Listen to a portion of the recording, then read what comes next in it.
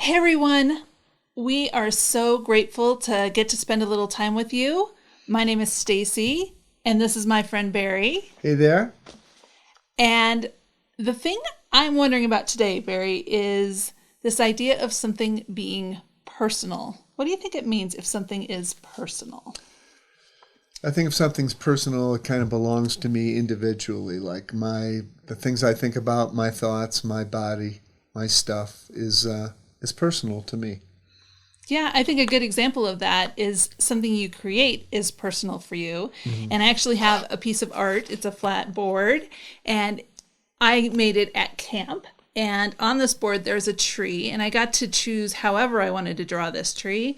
And then there's some things glued onto the tree, and I got to pick what I wanted to glue on there. So everything about this is personal because I got to decide everything that I wanted to do on that. It's your thing.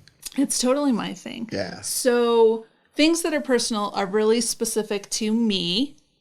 But what about the opposite of personal? What would that be?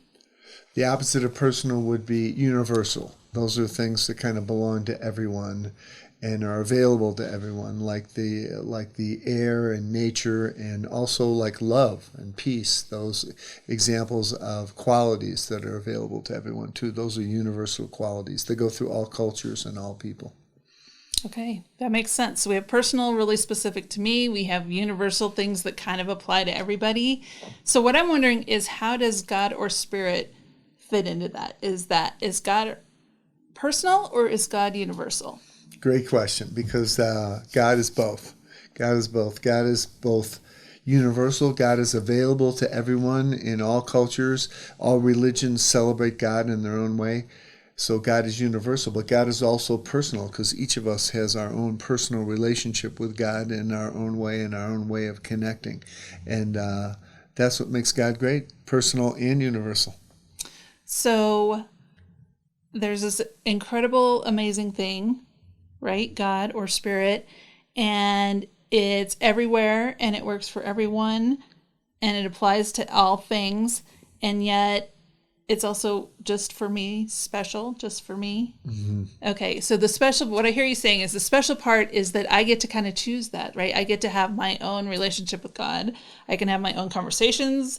I can choose my beliefs. I can do all of those things special just for me, which is what makes God really personal. Yeah, I think we have the opportunity to connect with God, the divine, in our own way. A lot of it, of course, has to do with the culture and the family we grow up in and the things that we learn.